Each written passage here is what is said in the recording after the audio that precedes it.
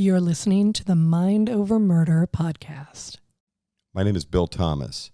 More than 30 years ago, in 1986, my younger sister, Kathy Thomas, a graduate of the United States Naval Academy, was murdered together with her girlfriend, Rebecca Dowski, a senior at William and Mary. 10 years ago, after the FBI lost control of 78 highly graphic crime scene photos, I became much more involved in what many people refer to as the Colonial Parkway murders. I've now become the de facto leader. 8 families who lost loved ones in the Colonial Parkway murders. 4 couples murdered, approximately 1 couple a year over a 3-year period. I'm now working on a book on the Colonial Parkway murders, and I'm the co-administrator, together with Kristin Dilley, of the Colonial Parkway Murders Facebook group. My name is Kristin Dilley. I'm a writer, a researcher, a teacher, a victim's advocate, and I have a lifelong interest in true crime. Welcome to Mind Over Murder. Our podcast is designed to cover both solved and unsolved cases. We will be talking about the Colonial Parkway murders in the future, but we wanted to start off with some other unsolved cases in Virginia.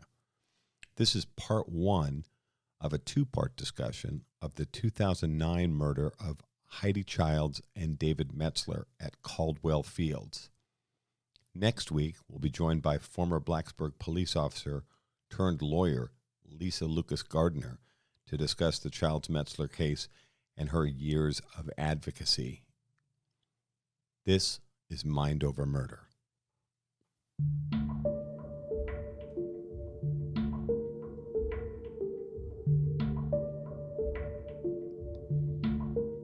Heidi Lynn Childs was 18 years old. David Lee Metzler was 19.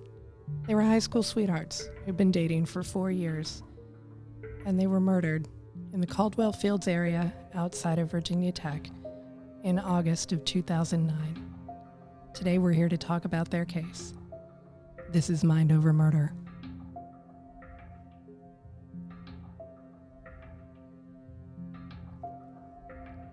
I'm Kristin Dilley. And I'm Bill Thomas.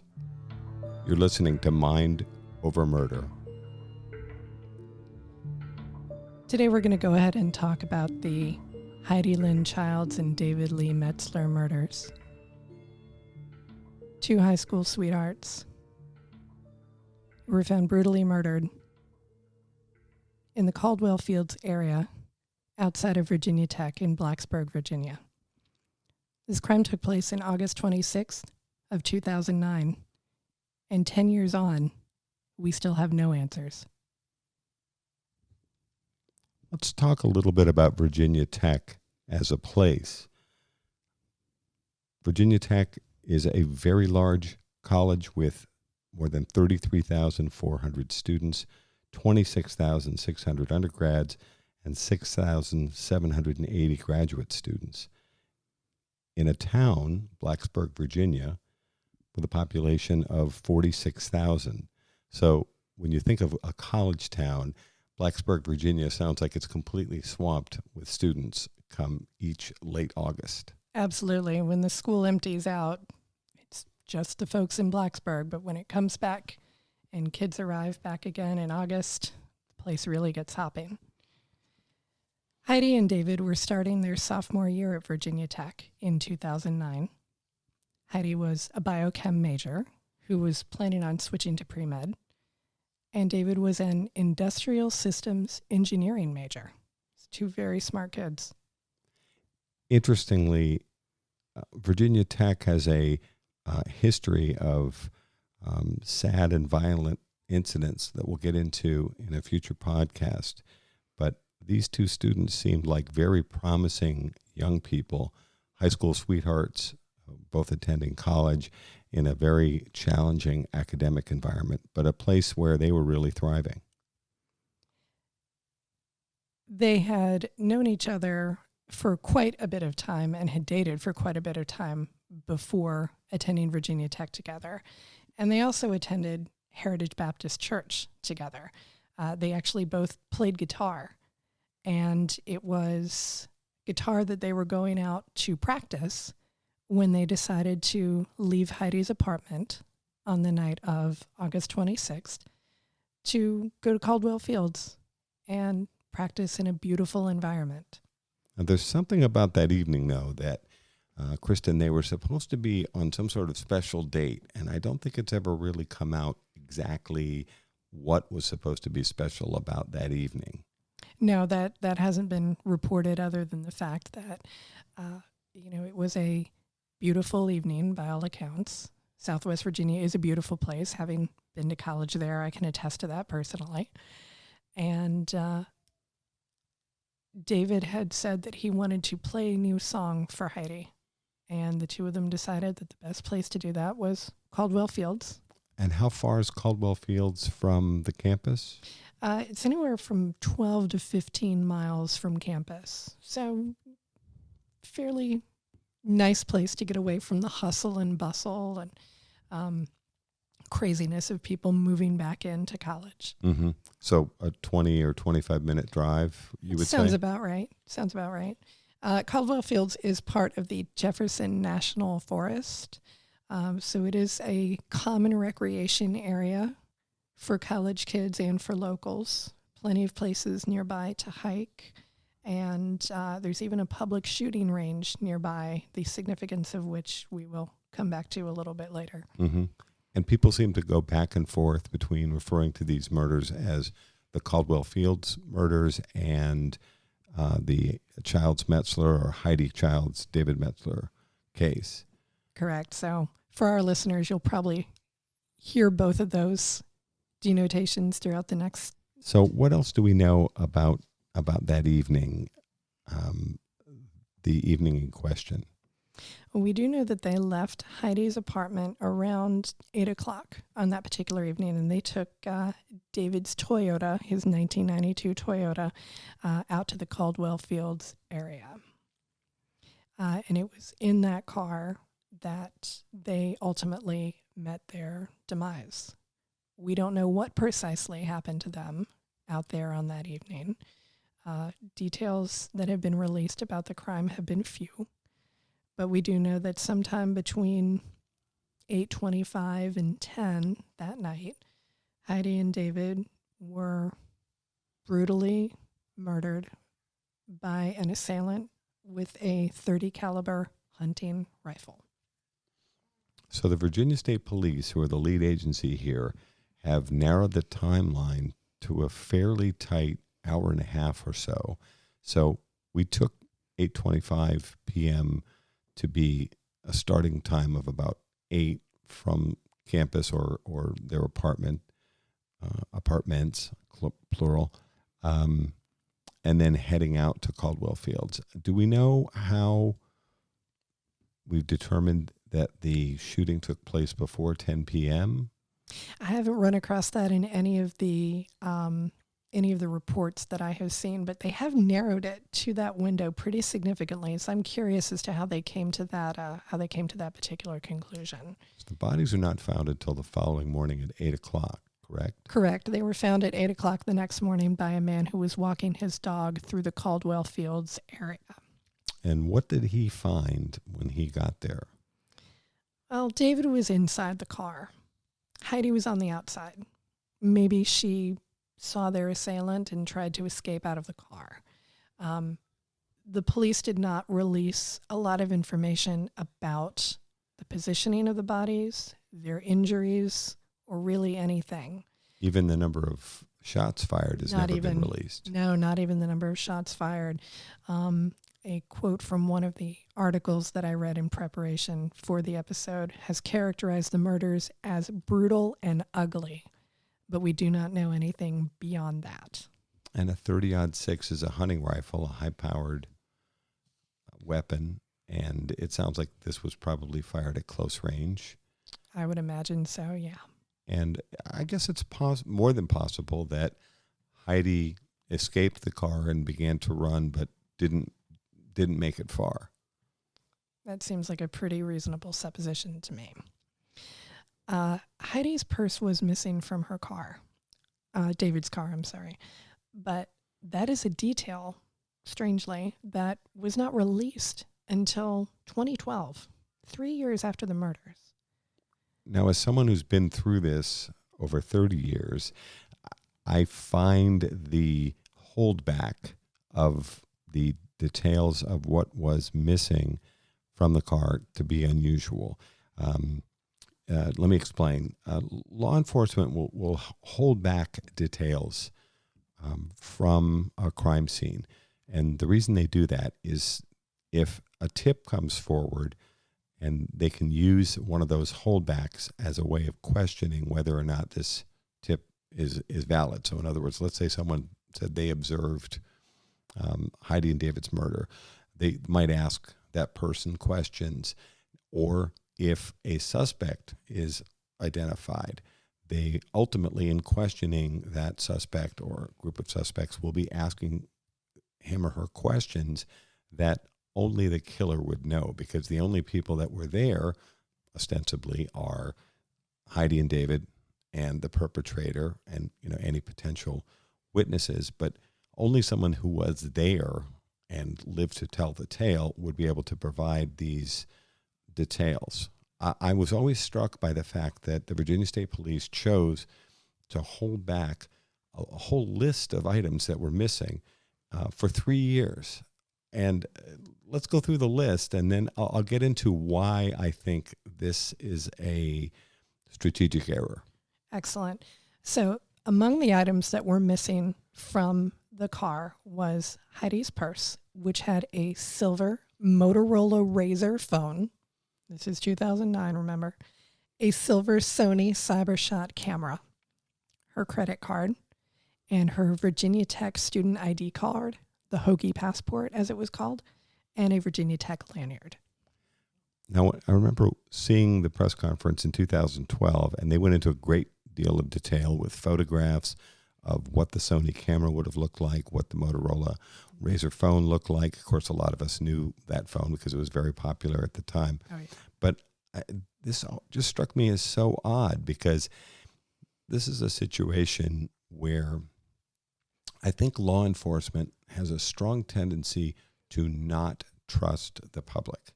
And they may have their reasons for that, but I find this often to be a mistake. In other words, the holdbacks that I referenced, I get the fact that you need those.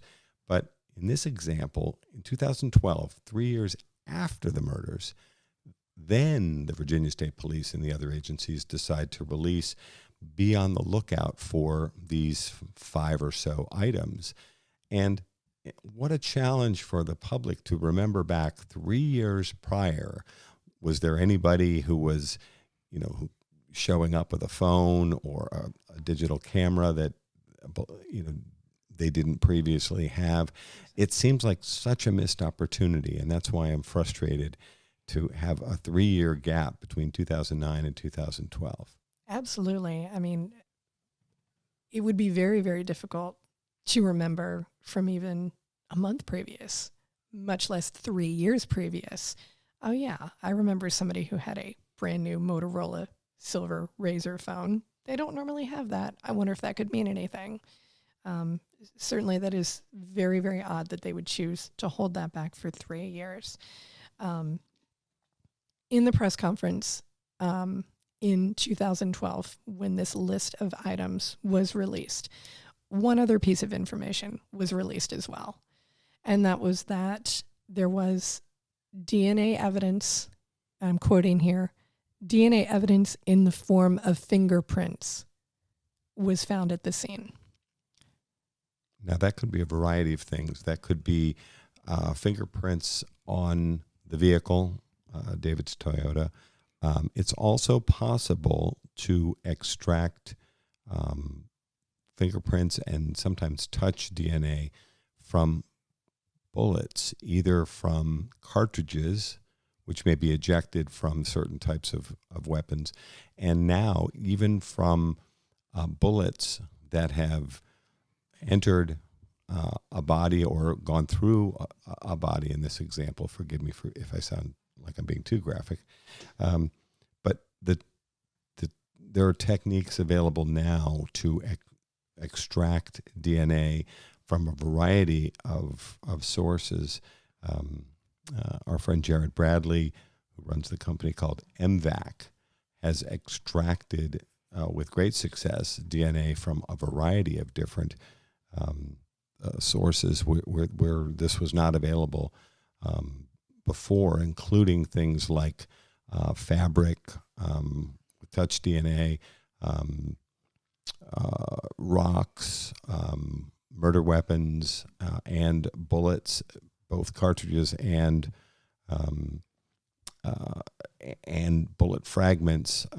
And this may be one of the potential areas for movement in this case. And I would imagine that at least part of the impetus for the announcement of reinvestigating the case in 2019, which we'll get to in just a little bit, would be because we do have such advanced testing methods for DNA, as you mentioned, the MVAC. I would imagine that's at least part of what they're hoping to do now in 2019 as we're headed into 2020. I'm sure that they are hoping to try to retest that DNA. Yeah, this is something we've seen in the Colonial Parkway murders and in other cases where the advances in DNA technology and DNA extraction technology in the last 10 years, and especially in the last 5, smaller and smaller amounts of DNA are required, and the refinement of DNA testing has gotten better and better, which of course we'll get into in discussing this and other cases. Absolutely. Ultimately, though, in 2009, despite the fact that there were more than 1,300 leads and a $70,000 reward, there were no inroads made on the case. And so the investigation went essentially cold. And the next press conference made regarding the case was the one that we were just speaking about in 2012, when the DNA evidence was mentioned and the list of items that had been taken from Heidi's purse was also mentioned. After a break of 7 years, in August 2019, another press conference was called with reference to Heidi and David. Now, at the risk of sounding like I'm piling on with law enforcement, Go ahead. Again, as someone who's lived with a case for 30 years, I am completely baffled why Virginia State Police allowed 7 years to elapse between the 2012 conference and the 2019 conference held this past August. In the 2012 conference, which I did watch and read about, it was pretty clear they were trying to put pressure on some individuals who they thought might be involved. And this is where they came out with the DNA, Kristin, as you mentioned. If you're trying to ratchet up pressure on a group of perpetrators, potential perpetrators, I should say, why not hold another press conference or release additional information 6 months or a year later? I get the fact that law enforcement is completely committed to solving the Caldwell Fields murders, but a 7-year gap between press conferences, from my point of view, is unacceptable. And I am completely lost as to whatever momentum they were trying to create in the media in 2012, why there wasn't another press conference held later that year, or at best a year later, to give people some sort of update. Because quite frankly, people forget. The public, who are well-meaning and will try to help you, but again, I think sometimes the law enforcement inherent distrust of the public seems to enter into their decision to remain focused on internal steps to move an investigation forward without involving the public. And I think that's a mistake. I can definitely see that. And it has been at this point. We're recording this in, late December. We're almost into 2020, and we have heard nothing else in the press since that August 2019 announcement that they would be reopening and reinvestigating the case. I would certainly have hoped, again, as you alluded to, that there would have been maybe another press conference or another, press, another movement in the press to kind of keep this case open and keep it in the public eye. You're certainly going to need more than just the announcement, hey, we're reinvestigating this case, to keep the public focused on what has been happening. This case is 10 years old at this point, and the number of people who were present in Blacksburg during that time period, it may certainly have declined. It is a college town. Anyone who was in Blacksburg, as a student during that time has certainly moved on. It is a very small group of people, I would imagine now, who were present in the area and even remember the case. So you certainly have to keep your momentum moving forward.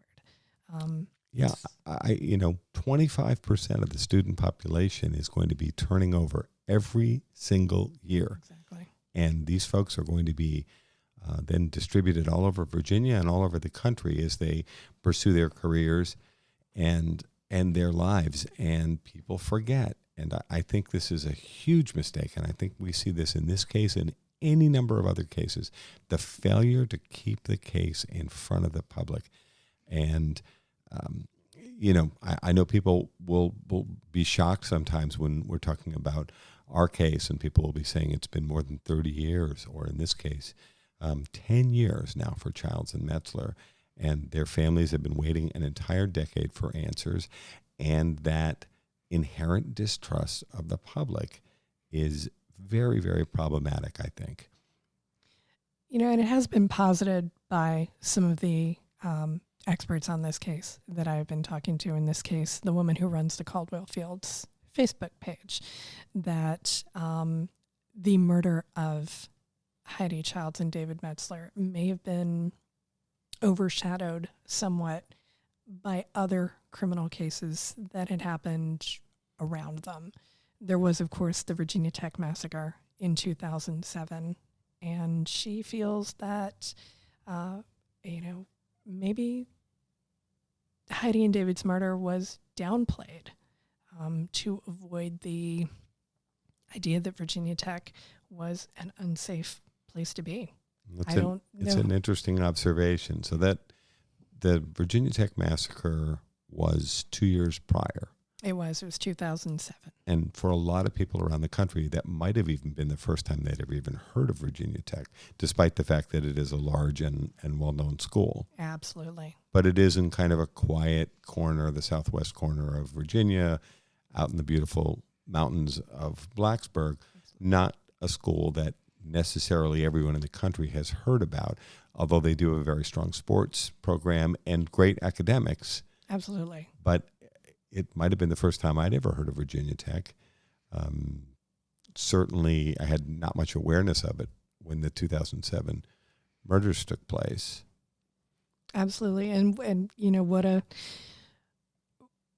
terrible thing for a massacre of 32 students and teachers, and then 2 years later to have a really brutal double homicide happen in the same place. I am sure that there was a certain amount of, kind of fear from, possibly the investigators and media involved. Oh my God, this just happened. Now this is happening again. How terrible.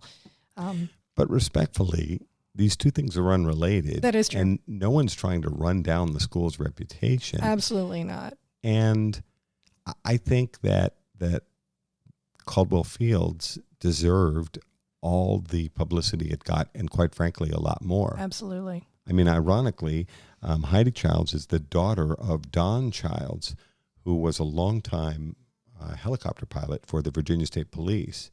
And if anything, Don Childs and his family were kind of within the Virginia State Police family. You would think they would throw everything they had at this case, and yet a decade has elapsed and we still don't have any kind of resolution. And I know that you personally can speak to the amount of frustration, and I know personally that you can speak to the frustration of going so many years without answers when it comes to the death of a loved one. Well, and as I've talked about in interviews before, terrible things happen every single day and every single week. And quite frankly, families and supporters of murder victims actually have to fight for attention and resources. It's all about time, attention, and resources. And it pains me to see these families, be put through this, where this case is now dragged on for 10 years with no resolution. Let's take a few minutes and talk a little bit more about Heidi and David as people. Absolutely. Heidi had the family nickname of Smiley because she was a bright, bubbly, cheerful person, even as a child. Her family would call her Smiley because people would come up to them in the grocery store when Heidi was riding in a shopping cart, and they would say, "She's so smiley." And that, that says something about what a bright, enthusiastic person she was and how much people wanted to be around her. In every picture that we have seen so far, she has this beautiful, just bright white smile. She looks like she very clearly is just enjoying her life. The two of them are both born-again Christians and had been for years. They're both from Lynchburg, Virginia, about 2 hours away, very involved in their church, both singing in the choir, both singing in the praise and worship group, and both pretty accomplished guitarists and musicians. Yeah, precisely. And that's, you really got the impression from the stories from family and friends that these were two young people who knew what they wanted to do with their lives. They were content with where they were. They knew what direction things wanted to go in, and they were set out. They were going to set out and do it. They were going to do what they needed to do to make their lives happy and extraordinary. And, that's very different, I think, from a lot of college freshmen and sophomores who were kind of struggling to figure out where they are. Like they knew what they were going to do. Heidi had been about to switch majors, but that was something that was all just part of the plan. She and David were going to discuss it that evening at Caldwell Fields, and they were going to continue with their plan for a happy life together. I know that her parents said that she had called them very excited, and they said she would speak very rapidly when she was excited and had some good news.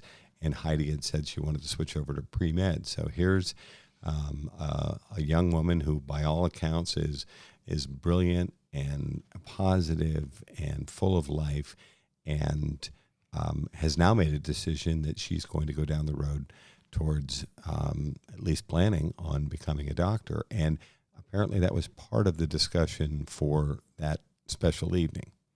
Yeah, they were looking to have a private conversation away from the hustle and the bustle of, a college town, a college apartment complex where people are knocking on your door. And so they decided to take David's car and head out to the Caldwell Fields, which is, by all accounts, a beautiful, peaceful place, which seems just about perfect for the two of them. But at the same time, an indication of their seriousness of purpose, David wanted to make it an early night because he had homework to do. So even though it was a date night, they were going to go out there, spend a couple of hours. He was still going to plan to get back to his apartment to do more work, just because, he again was someone who was a real hard worker, very positive, and determined to move forward in his own career. Absolutely. I mean, these are two really spectacular, bright, positive people, which I think makes the tragedy of their murder all the more profound. And as far as we can tell, they're not really engaging in any risky behavior. Exactly. These are what we would call low-risk victims. They're about the least likely people to be murdered that you could possibly think of. Our friend Jim Clemente, who's an FBI profiler, had talked to us about low-risk victims. And we're not attaching any value judgment here. In other words, all of us were young people at some point. And speak for yourself. I was never young. Well, for me, it was a long time ago. But, there are things that I did that as a young person that I think were not smart. I can picture myself hurtling around a a few corners in my dad's Renault and blowing not one but two tires. Ooh. Now remember, there's only one spare. While zooming around a junior high school parking lot at a high rate of speed, or as high as a little four-cylinder Renault can go. Wow. But my point is, we're not attaching any value judgment. Oh, no, not at all. When we talk about this case and others, sometimes there are young people doing young people things, but I don't have a problem with two college students who've been together, I think, since high school, and are, by all accounts, are a pretty serious couple by this point.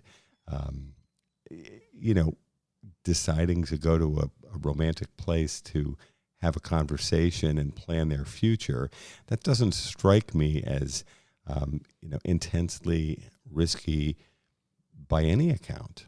Yeah, exactly. So, which does lead to the next question of, if these two bright, well-adjusted, happy teenagers, young adults, have shown up at a lovely recreational area, what in the world did they stumble into, or what must they have seen for them to end up with 30 caliber bullet holes riddling their bodies? What happened to them? What potential motive was there in this slaying? 'Cause I can certainly think of none.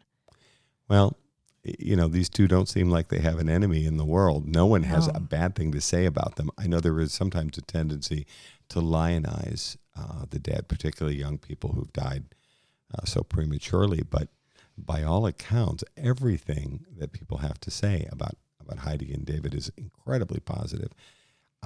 You can't help but think it's possible they were shot the minute they pulled up, perhaps at, let's say, 8:30 at night in August.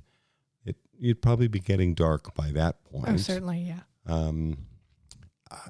It's possible they pulled up and interrupted a drug deal or something else going on that they shouldn't have witnessed. And this truly could be wrong place, wrong time, strictly by chance. And the stranger on stranger violence is incredibly difficult to solve. Most of the time investigators will be looking for relationships, work, school, romantic, financial conflict, a drug deal gone bad, and most places in terms of investigations will start with looking at all of the relationships of the victims to see in the victimology, is there something that was happening in that in person's August of life 2019, time, a press conference that was might again cause, called, this time violence. announcing the reinvestigation of the case like by a joint task force. Be a completely The task force was random comprised act. of And 10 now, different law enforcement agencies, including the Virginia State Police, So unless the FBI, Montgomery County Sheriff's Department, the U.S. Marshals, the U.S. Attorney's Office, the U.S. Forest Service, the Virginia Tech Police, and the Blacksburg Police. Bill, why so many law enforcement agencies? I'm not quite sure. I think they're trying to show seriousness of purpose in kind of trying to jumpstart this case for Heidi Childs and David Metzler at the 10-year mark. I think they're designing this to be inclusive, but as someone who's lived through these kind of task force operations in the Colonial Parkway murders, this is an exceptionally large number of investigative agencies. The big challenge when you have 10 different agencies is coordination. And, how often are they going to meet? Some of it's just the logistics. If you think about any professional environment, how often are we going to talk? Are we going to create a mechanism for us to share information? Who takes the lead? Remember, we are talking about agencies, and just like in any other business, and law enforcement is a business, there's competition, there's egos involved, etc. As near as I can tell, in this case, for Childs Metzler, the Virginia State Police seem to take the lead. But this is a lot of law enforcement horsepower. Harnessing that intelligence and energy is probably going to be a challenge. I would imagine so. And although they do have a ton of resources at their disposal, I am a little curious as to why there hasn't been another press conference regarding any breaks in the case since August. Well, and if I could make a suggestion as someone who's done marketing and communications and legislative campaigns in my professional life for, a couple of decades, that would be one of my recommendations. I think if there's been a significant gap in terms of their outreach to the public via the media, and I think they could probably be using the media more effectively to reach out to the public. Now, they have done two particularly interesting things to move this case forward in the public's eye. And one is that the FBI added $28,000 in reward money to bring the reward total to a staggering $100,000. That is a staggering amount of money. It's a lot of money. It's a tremendous amount of money for a double homicide of this type. Couple of observations. When you're raising funds for a reward like this, you will often end up with an odd number because different community organizations, in an effort to show support and to help, will hold fundraisers, and somehow they ended up at $72,000, and that's obviously one of those situations where it's a round number, but it's not $72,058.12. Someone at the FBI made the decision, and this is your federal tax dollars at work here, folks, to round up to $100,000. They're trying to create an impression and to break through a certain amount of clutter. I mean, $100,000 is a lot of money in my world. And I think for someone in Virginia that might have knowledge of this case, this is why they do this. But I think this is part of a media splash. The truth is, if someone comes up with a tip or information leading to, it's always about leading to the arrest and conviction. They do the $100,000 thing as a way of garnering attention, and hopefully maybe there's someone out there, or maybe several someones, who might have more knowledge about this case, and perhaps $100,000 is enough to push them over the edge. Absolutely. And if you do have any information about the murders of Heidi Childs and David Metzler, you can send that information to the police, and you can do it in a couple of ways.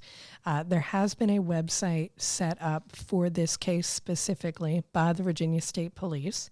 And if you have information regarding the murders of Heidi Childs and David Metzler, you can go to www.vspunsolved.com, or you can call the tip line at 540-375-9589. One observation about the vspunsolved.com website. I was very intrigued with this decision.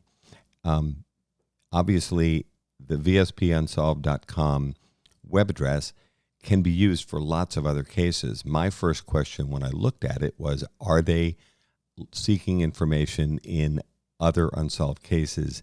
Because obviously the name is applicable to any case that the Virginia State Police are currently investigating.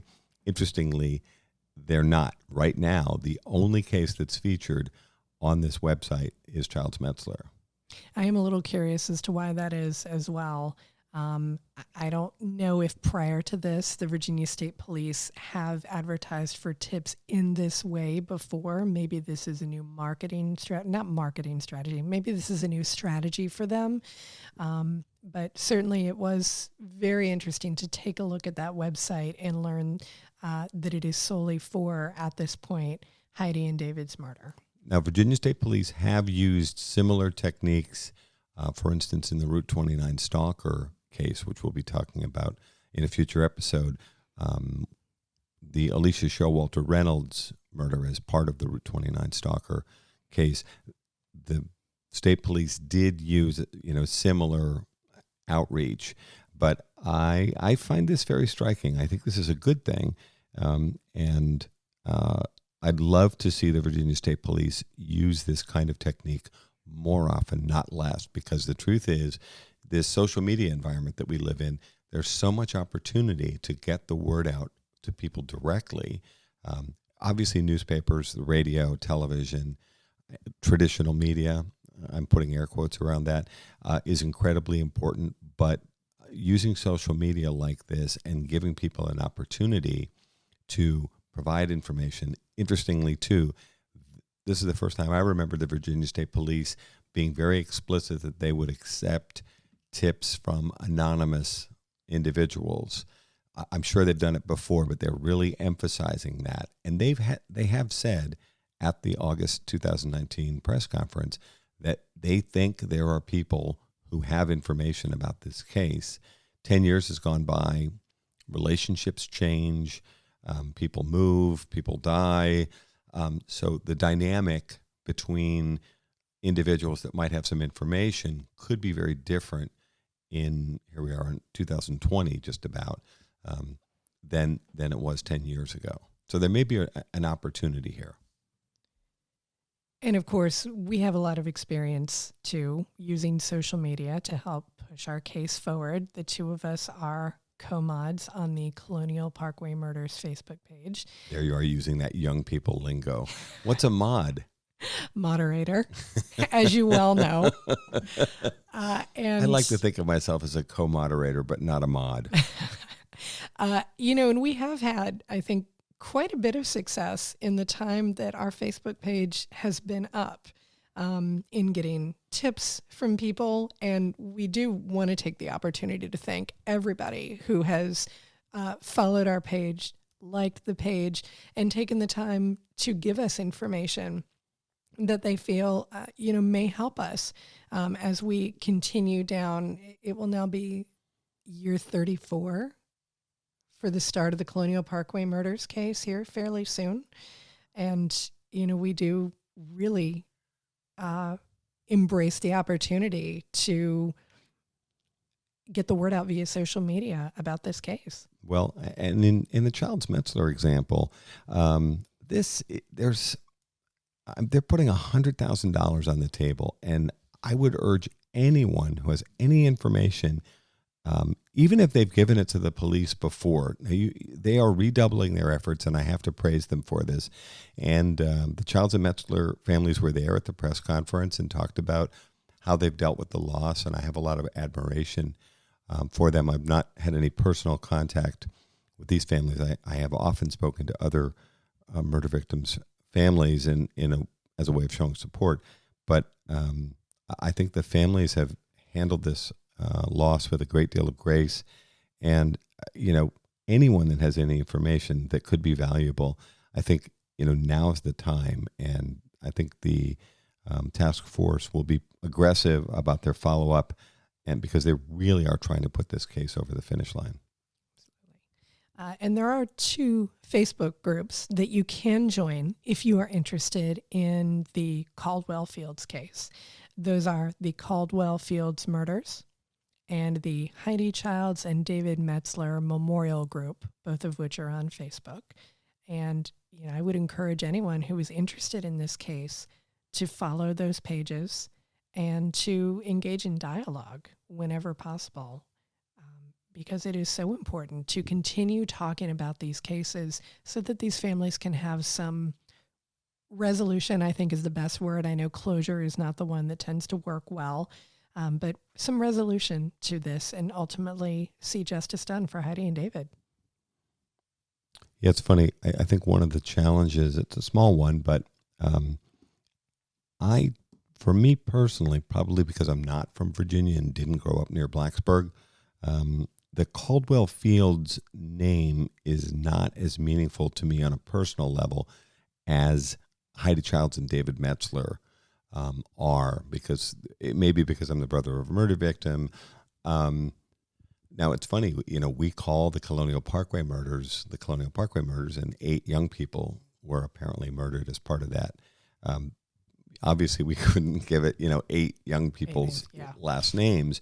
But I think we have a little bit of a branding challenge here. The case goes by 2 names. That ship has sailed, I guess. Sure. Yeah. So, we've got 2 Facebook pages, both of whom are, created with the best of intentions. And we urge you to consider following both pages and contributing if you can. Is one more active than the other? The Caldwell Fields murder group does seem to be a little bit more active. Both, though, have been up since the murders in 2009. And again, I think that is something that they should be praised for, the initiative that was taken to put up this Facebook page immediately after the murders to get the public involved. They are certainly to be praised for that. In attempting to immediately engage a social media strategy. Because I think it would certainly be difficult to decide to take on that challenge in the middle of dealing with the grief and the shock and the horror that such a truly staggeringly awful crime would engender in a community. Mm-hmm. So certainly hats off to Lisa Lucas Gardner, who took it upon herself to create the Facebook pages. She is to be commended for continuing to keep this case in the public eye in the way that she has with these active Facebook groups. I hope nobody's offended by my use of the word branding. The truth is, terrible things happen every single day. And on some level, families and friends of murder victims, particularly as cases go unsolved, in the long run, do have to push for media coverage. And one of the great things that you can do now, which, we didn't have this opportunity 30 years ago, was, using social media. And so it is helpful to get the word out. And it is very helpful for people to understand, particularly those that want to provide some sort of assistance, to understand what case it is that we're talking about. And you really have to keep repeating these pleas for information over and over and over again. I don't use branding in a flip manner. We're not selling soda or lawn care products here, but you do have to fight for time, attention, and resources, as I like to say. And social media does afford an opportunity for families and friends of murder victims to get the word out to the public at large, who I think do want to help if they can understand what it is you're talking about and how they can assist. This wraps it up for our first episode of Mind Over Murder. If you have any information related to the murders of Heidi Childs and David Metzler, please follow the link in our show notes. Sources that we used for this episode include reports from the Roanoke Times, the Collegiate Times, WDBJ7, and the Associated Press, Oxygen Crime News, Dateline NBC, Crime Online, the Radford News Journal, among others. Thank you so much for joining us. We will see you next time on Mind Over Murder. Next week, we'll be joined by Lisa Lucas Gardner, who has done a great deal of work in the Childs Metzler case in Caldwell Fields. And finally, we are a new podcast. We hope you'll consider subscribing to Mind Over Murder and give us a positive review on your favorite podcast platform. Thanks for listening to Mind Over Murder.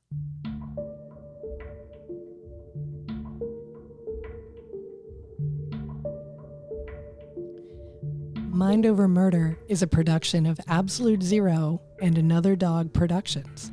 Our executive producers are Bill Thomas and Kristin Dilley. Our logo art is by Pamela Arnois. Our theme music is by Kevin MacLeod. Mind Over Murder is distributed in partnership with Crawl Space Media. You can follow us on Facebook, Twitter, or Instagram. You can also follow our page on the Colonial Parkway Murders on Facebook. And finally, you can follow Bill Thomas on Twitter at BillThomas56. Thank you for listening. to Mind Over Murder.